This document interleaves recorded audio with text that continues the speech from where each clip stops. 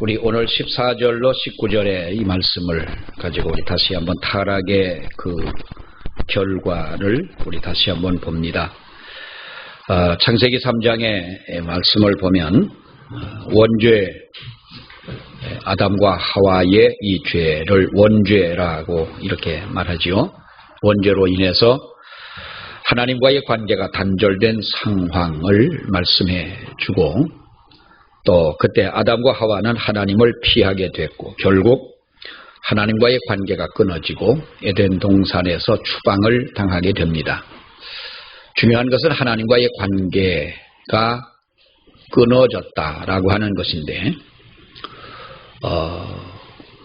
세상에 태어나서 부모의 보살핌을 받고 살아야 할 어린아이가, 갓난아이가 부모 밑에서 혼자 떨어져 나간 것과 같은, 부모 없이 살아야 하는 바로 그러한 치명적인 모습, 이것이 바로 죄의 결과였다. 하나님과의 관계가 단절된 결과다라고 하는 것이죠. 또 하나 우리가 지난 시간에도 보았습니다마는 하나님과의 관계가 단절됨으로써 그것으로 끝난 것이 아니라 인간과 인간의 관계도 여기에서 단절이 되었다라고 하는 것입니다.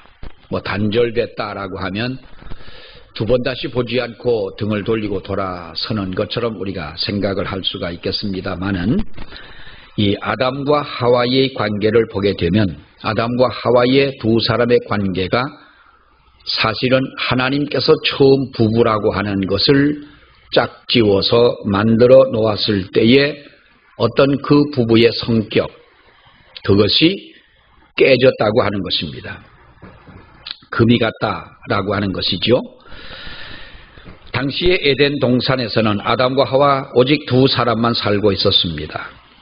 어떻게 보면 그 한적한 상황에서 물론 하나님의 음성을 듣고 은혜 가운데 살아가지만은 이들이 얼마나 서로가 서로에게 위로가 되었겠느냐라고 하는 것입니다.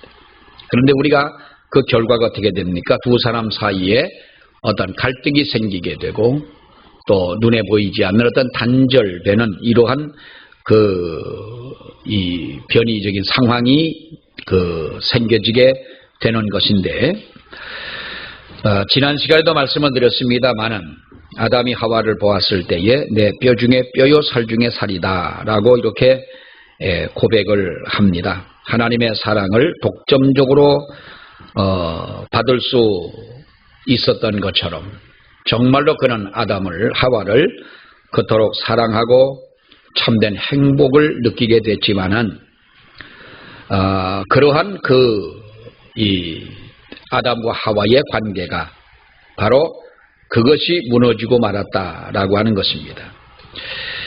여러분, 우리가 상대가 있어서 이렇게 아담과 하와가 느끼는 그 행복, 죄를 짓기 전에 그들이 누리던 어떤 삶의 축복과 행복, 그것은요, 우리가 좀 말하자면 어떤 천국의 삶이다라고도 할 수가 있겠습니다.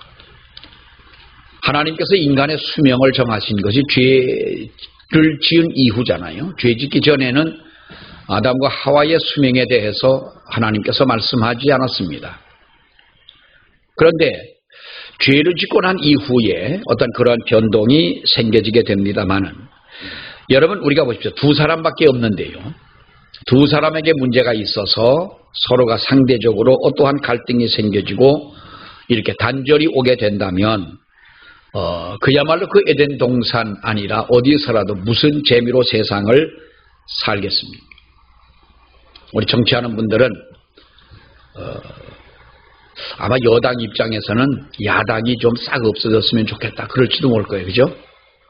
잘은 모르겠습니다. 야당 입장에서는 여당 그거 좀 다 싹 그냥 없어지면 좋겠다.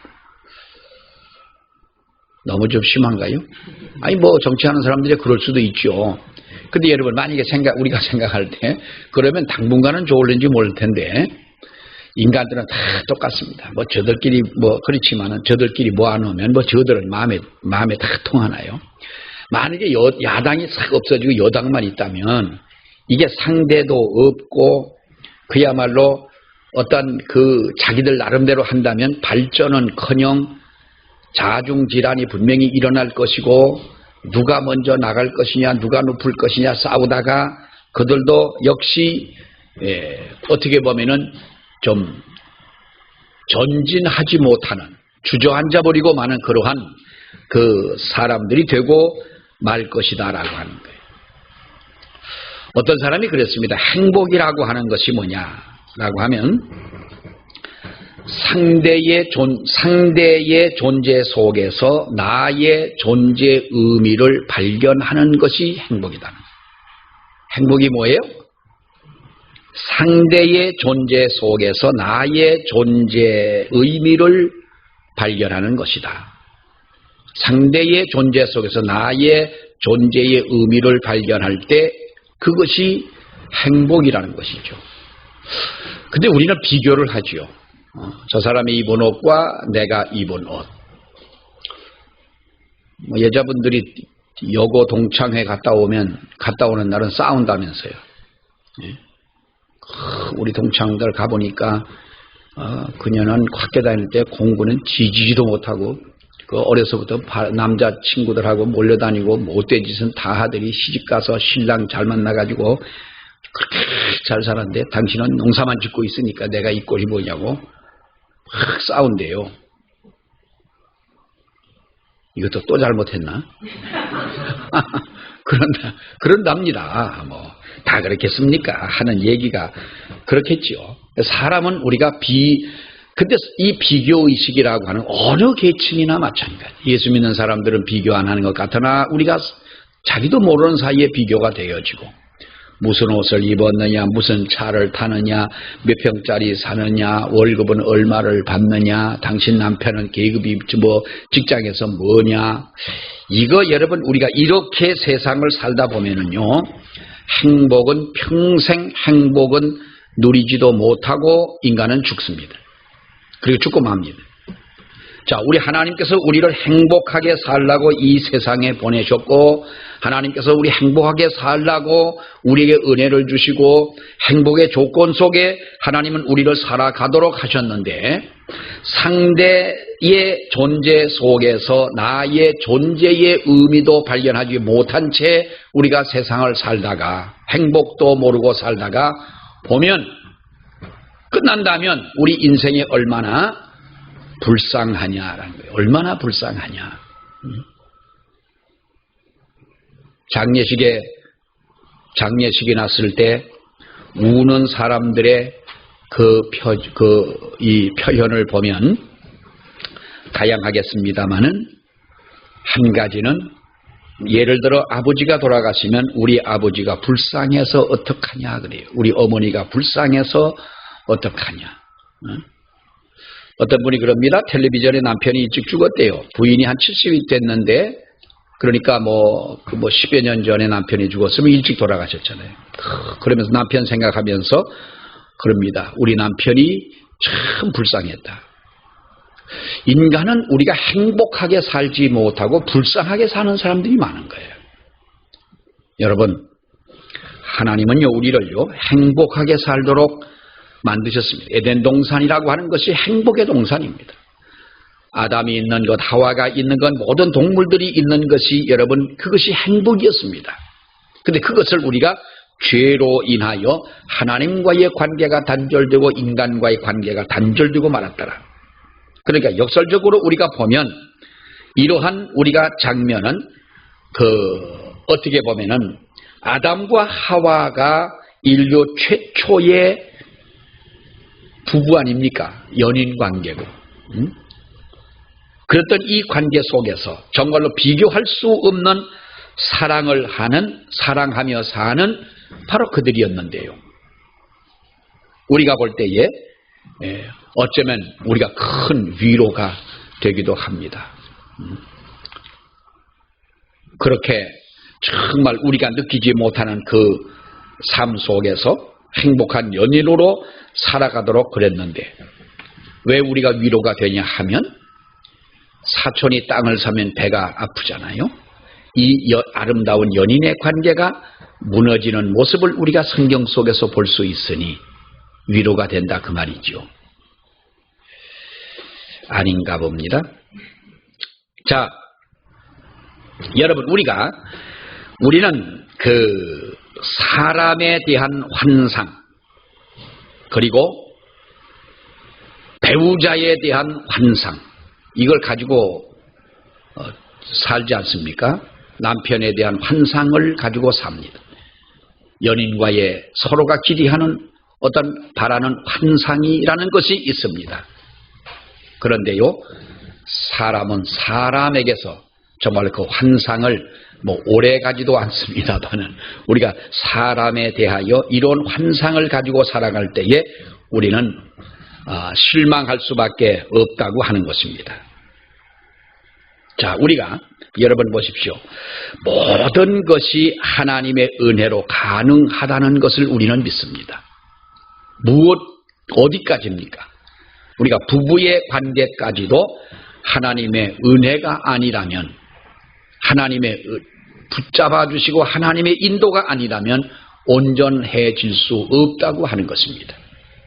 하나님은 우리의 모든 생각을 아시고 우리의 마음을 아시고 우리의 호흡까지도 하나님이 주장하시는 그 하나님이시라면 부부관계도 마찬가지 아닙니까? 우리가 부모와 자녀와의 관계도 여러분 그렇습니다. 당연히 인간이 지키고 순종해야 하고 행해야 할 그 가장 기본적인 것까지도 하지 못하는 사람들이 얼마나 많습니까? 우리가 이것이 하나님의 은혜가 없기 때문에 그런 줄 압니다. 하나님께서 우리를 붙잡아 주지 아니하시기 때문에 그렇다라고 하는 것입니다. 여러분 보십시오. 사실 아담과 하와의 단절은 죄 이외에는 다른 설명으로 설명이 되지 않지 않습니까? 만약에 배를 타고 가다가 배가 파손이 돼서 무인도에 두 부부만 무인도에 어떻게 죽지 않고 무인도에 닿았습니다. 여러분, 두 부부가 세상에 아무도 없습니다. 무인도에 있습니다. 그럼 그 무인도에서 싸울까요? 안 싸울까요? 두 부부가. 나 같으면 싸운다 그러지 마시고 객관적으로 생각할 때 싸울까요? 안 싸울까요? 거기서도 싸우면 인간도 아니죠. 예? 여러분, 만약에 총뿌리를 겨누고 있던 원수라 할지라도 어떻게 하다가, 왜 우리가 그런 영화도 가끔 보잖아요. 어떻게 하다가 두 사람이 무인도에 떨어졌다. 그럼 서로 총뿌리 대고 싸울, 여러분 절대로 안 싸웁니다. 그 사람도 나에게 필요한 것이고 나도 저 사람에게 필요한 것이기 때문에 원수지간이지만은 전에는 총뿌리를 서로 겨누고 있었지만은 여러분, 고독의 무서운 고통을 알고 또 저 사람의 도움 없이는 내가 살 수 없다는 사실을 안다면 서로에게 필요한 존재임을 알기 때문에 거기선 싸우지가 않는 것입니다. 근데 우리는, 여러분 보십시오. 지금 이 땅에 많은 사람들이 살아가고 있지만은 사실 우리는 무인도에 살고 있는 것이나 다를 바가 없습니다. 어떤 분이 그러잖아요. 요즘에 명절 때 보면 딸들은 와가지고 며칠 있고 아들은 왔다가 아침만 먹고 가잖아요. 근데 가는데 어디로 가냐 하면 그놈 뒤를 밟아보니까 저 처갓집으로 가잖아. 처갓집에 가가지고는 그러니까 아들이 며느리를 얻어오는 것이 아니라 지금은 며느리를 얻는 게 아니라 아들을 장가 보내는 거예요. 대신 사위는 얻어오는 것이고 옛날하고 많이 바뀌었잖아요. 요즘 가정에 보면은 다 그렇지 않습니까? 우리가 보면.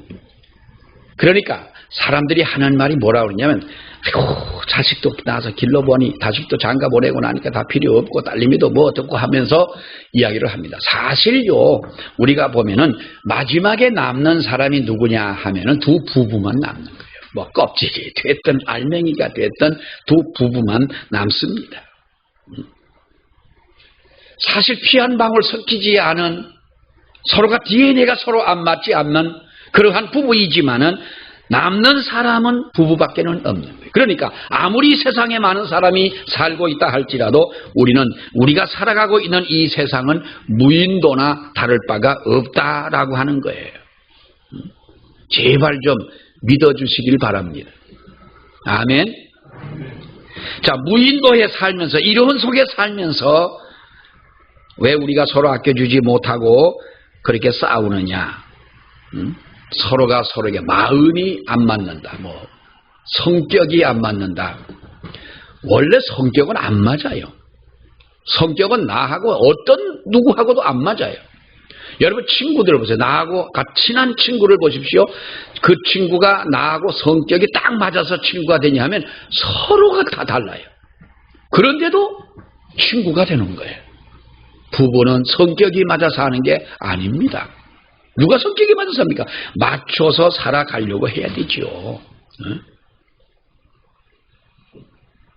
여러분, 우리가 주위에 많은 이러한 이 환경 속에 우리가 살아가면서도 우리가 서로가 하나 되지 못하고 서로가 사랑하지 못하고 서로가 아직까지도 그런 속에서 우리가 살아가는 그 이유는 뭐냐? 죄성이 우리에게 남아있기 때문인 줄로 믿습니다. 죄성이 남아있기 때문에 그런 거예요.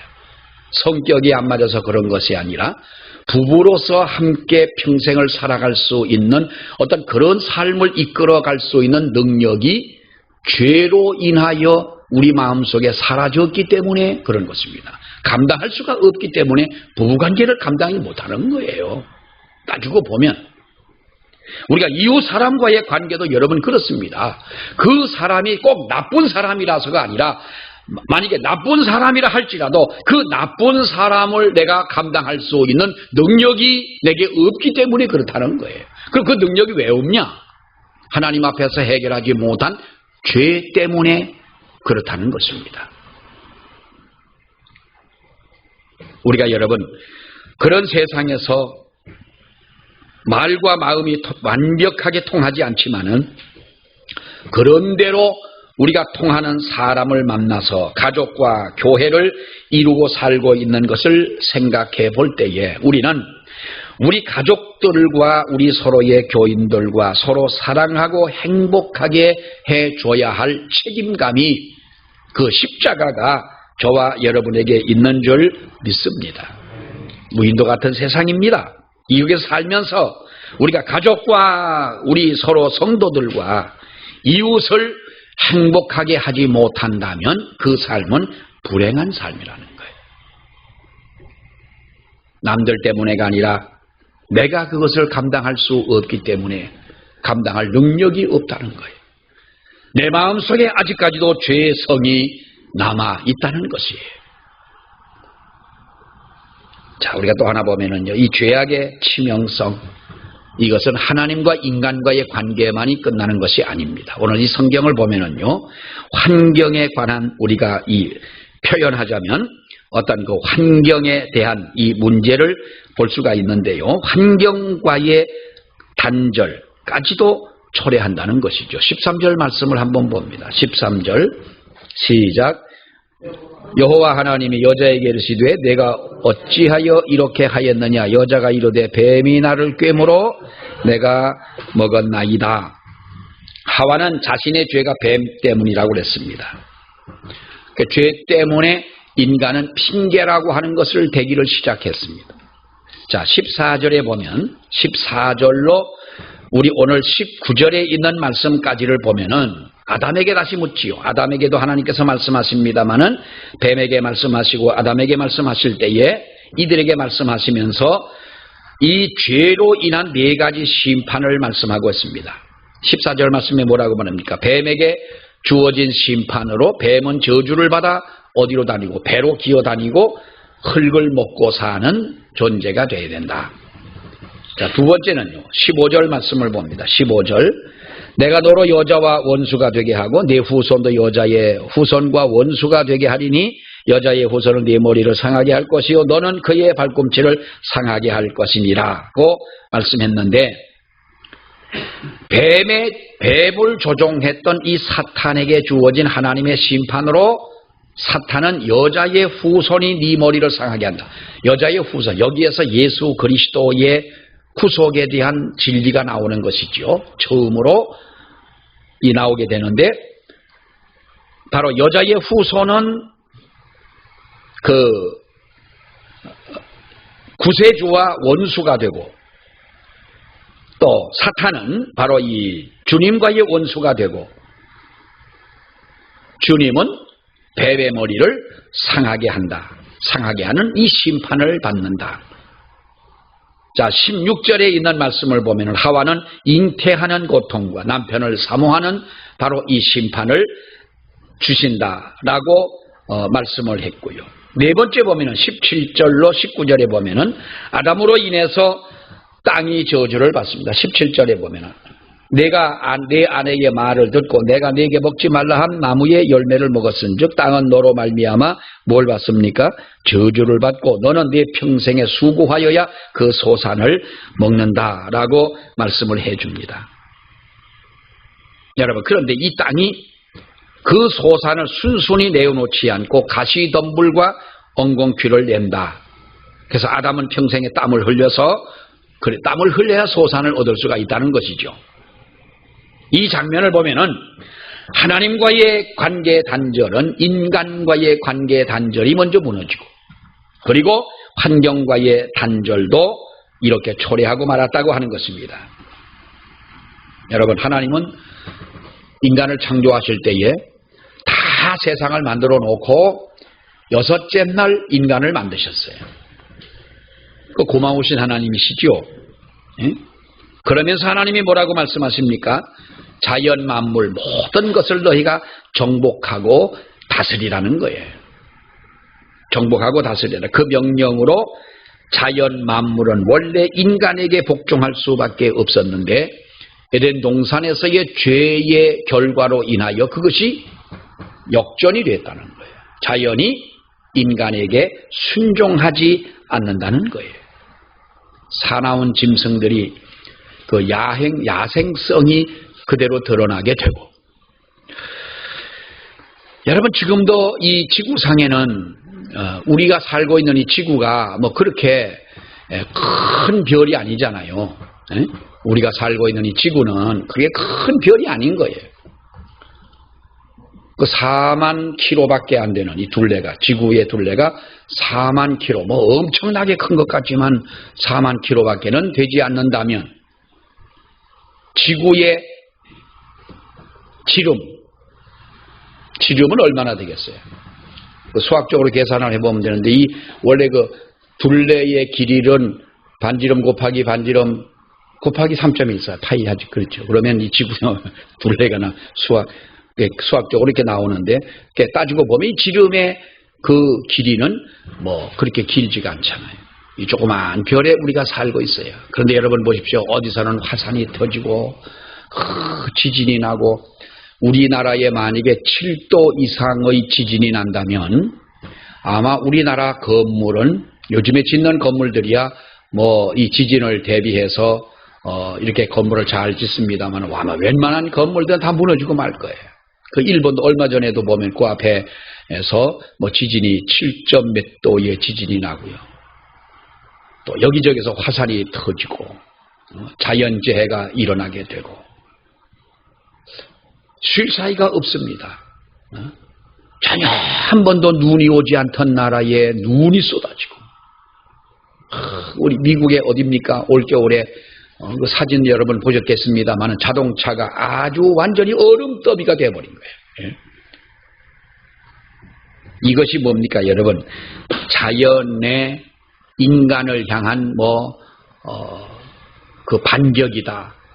뭐 이렇게들 말합니다만은, 여러분, 사람이 얼마나 아름다운 이 세상을 이렇게 만들어 놓았습니까? 예? 지구를 얼마나 인간이 더럽히고 삽니까?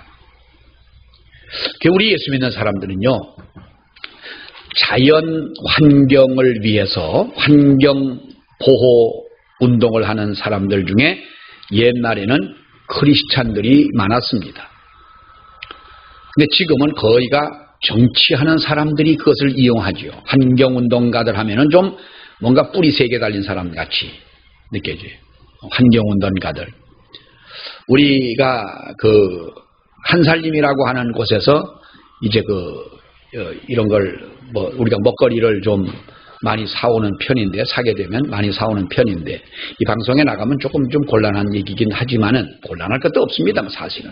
근데 그 한살림에서 나오는 이 곡식이나 이런 것들이 굉장히 좋습니다. 농약 검사를 해도 충분히 거기에는 잔류농약 검사에서도 농약이라는 것을 그 사람들은 치지 않고 그야말로 아주 유기농으로 농사를 짓습니다.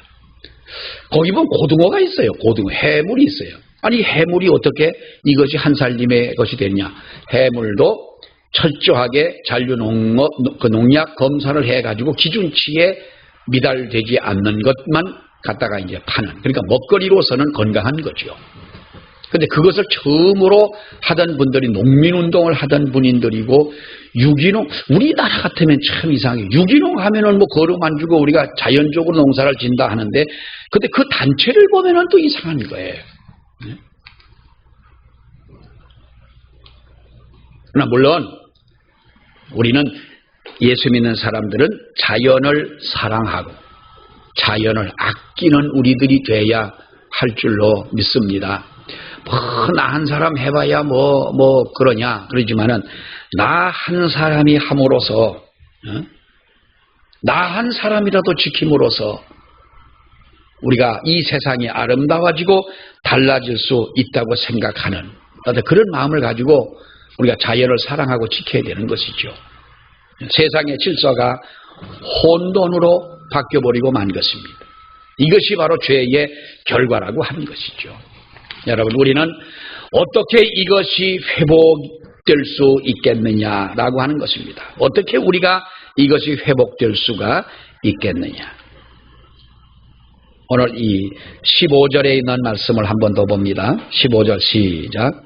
내가 너로 여자와 원수가 되게 하고 네 후손도 여자의 후손과 원수가 되게 하리니 여자의 후손은 네 머리를 상하게 할 것이요 너는 그의 발꿈치를 상하게 할 것이니라 하시고. 자, 이 말씀은 우리가 자연이 회복되어지고 어떤 관계가 다 원래의 상태로 회복되어진다고 하는 것은 아닙니다. 그러나 오늘 이 15절에 있는 이 말씀은 이 마치 복음만큼 중요하다라고 해서 이것을 원시복음이라고 그렇게 우리가 명칭을 붙이기도 합니다만은, 내가 너로 여자와 원수가 되게 하고 너희 후손도 여자의 후손과 원수가 되게 한다. 여자의 후손은 네 머리를 상하게 하고 너는 그의 발꿈치를 상하게 할 것이다. 이 말씀을 보면은 우리가 사탄의 특성을 추정할 수가 있는 것이지요. 사탄. 여기서 말씀하고 있는 것은 어떤 자연적인 어떤 회복이라든지 원래의 하나님이 창조의 회복이라기보다는 어떤 영적인 의미를 갖습니다만은, 사탄의 주 특기가 뭐냐? 사탄의 주 특기는 바로 발꿈치를 잡는 거예요. 오늘 성경의 말씀처럼 발꿈치를 잡는 거예요. 나도 모르는 사이에 나를 넘어뜨리게 하고 나를 무너지게 만드는. 그래서 이 주특기를 살려서 예수님에게까지도 시비를 걸고 예수님도 시험을 했던 것이 사탄 아닙니까? 그러나 거기에서 우리가 하나님 앞에 승리하는 우리들이 돼요. 다시 말하면 하나님과의 관계가 회복이 되어져야 한다는 것입니다. 무엇보다 우리는 타락한 인간으로 그 모습만을 가지고는 우리가 살 수는 없습니다. 가장 중요한 것은 먼저 하나님과의 관계가 회복되어져야 한다는 것입니다. 그럼 하나님과의 관계가 회복되어질 때에 우리는 오늘 이 성경을 보면서 하나님과 회복된 사람, 회복된 관계가 어떤 관계입니까? 하나님과의 대화가 통하는 사람이라고 하는 것입니다. 하나님과의 대화가 통하는 사람. 그것은요, 기도하는 사람이라고도 할 수가 있겠죠. 하나님을 사랑하고 하나님의 말씀에 순종할 줄 아는 사람. 또 하나는 인간과 대화가 통하는 사람이 된다는 거예요. 여러분, 사람 중에 제일 답답한 사람이 누굽니까? 말 통하지 않는 사람이 있어요. 이상하게 남의 말꼬리 잡고 말 꼬고 보면은 남의 말에 대해서 이해도 하지 않고 그러는 사람이 있습니다. 우리가 인간과 대화가 통하는 사람이 되어야 됩니다. 사람과의 대화가 통하지 않는데 어떻게 하나님과의 대화가 통할 수가 있겠느냐. 하나님과의 대화가 통하고 인간과의 대화가 통하고 그리고 환경과도 통하는 사람이 되어야 된다. 좀 이상한 말이긴 씁니다만은 자연을 사랑하자는 거예요. 하나님이 만드신 자연을 사랑하고 이스루가 남용하지 말자는 것이지요. 물은요, 흐르는 대로 가만히 놓아둘 때 물에 흐르는 그 기능을 다 할 수가 있는 것입니다. 어떤 분들이 그럽니다. 환경운동하는 사람들이 보면 4대강에 대해서 자꾸 얘기합니다. 4대강에 대해서는 뭐 학자들도 뭐 얘기하고 여러 얘기하지만은 가만히 들어보면은요, 이건 정치적인 어떠한 이슈를 가지고, 그 이론을 가지고 말하는 거지, 사람들이 그거 참 이상합니다. 며칠 전이 아니라 좀 됐습니다만은, 영주에 가면은, 영주와 예천 사이에 흐르는 여러분, 구룡포라는 거 아시죠? 구룡포. 좀 알면 안다, 좀 모르면 모른다고 좀. 구룡포. 며칠 전에 그 왜 무슨 노래 자랑할 때 보면 누가 와서 구룡포로 돌아가련다 하는 거 있잖아, 왜. 그 구룡포가 아주 어머니 품과 같은 구룡포로 돌아간다. 구룡포가요, 아주 예쁘게 생겼습니다. 그런데 환경운동가들은 거기에서 말이지, 이 4대강 때문에 모래가 안 쌓이기 때문에 그렇게 된다는 거예요. 여러분, 모래가 나같이 그 환경에 대해서 좀 문외한 사람도 모래가 강에나 개울에 모래가 없는 이유가 뭡니까? 모래가 안 옛날보다 모래가 없지요. 모래가 안 떠내려오는 이유가 뭐예요? 산림 때문에 그런 거 아닙니까? 산림 때문에. 지금은 잡목들이 많고 이 낙엽이 이만큼씩 쌓이다 보니까 비가 아무리 와도 산사태가 나는 법도 없고 위에서 내려오는 물들이 모래를 이렇게 쓸어 내려오는 이런 작용을 하지를 못하지 않습니까? 그러니까 모래가 없는 것 아니에요. 그러니까 풀뿌리가 드러나고 있는 모래는 떠내려 가버리게 되면 그런 현상인데 어떻게 해가지고 그렇게 됐다. 또 거기에 또 동조하는 사람들도 많지 않습니까? 자, 누구를 사랑하는지 모르겠어요. 그러나 우리는 하나님이 만드신 자연이기에 이 자연을 사랑해야 되는 줄 믿습니다. 또 하나는요, 자기와 대화가 통하는 사람이 된다는 거예요. 여러분은 여러분과의 대화가 통합니까? 안 통합니까? 이 말은요, 마음의 상처에 매달리지 말라는 거예요. 동물은 상처가 나면은 동물이 어디로 간다고 그럽니까? 산짐승들이 상처를 입으면 며칠이고 가만히 먹지도 않고 움직이지도 않고 햇빛이 잘 쪼이는 양지 쪽에 앉아 있으면, 며칠만 있으면 짐승들은 회복이 되어진다. 햇빛을 받아가지고. 근데 사람은요, 자기 마음의 상처를 수십 년 동안 상처를 안고 살아가는 사람들이 있습니다. 내게 마음의 상처를 준 그 사건은 가슴 아픈 일이고 정말로 잊지 못할 일입니다. 그러나 나와의 대화가 통한다고 하는 그것은 내 마음의 상처와 흔히 우리 한국 사람들 이 한에 매달리지 않는 것이고 그것을 잊어버리는 것입니다. 병이 나았다고 하는 것이 뭡니까? 그 병이 내게서 사라졌다고 하는 것입니다. 나와의 대화가 통한다고 하는 것은요, 내 마음의 상처를 여러분 보십시오. 아무리 의사에게 가가지고 병든 것은요, 수술하고 잘라내고 고치고 치료하면 우리가 고침을 받을 수가 있습니다. 그러나 내 마음의 상처는 누가 여러분 내 마음의 상처를 치료해 줍니까? 나밖에 없습니다. 내가 내 마음의 상처를 치유할 그 능력을 가져야 된다는 거예요.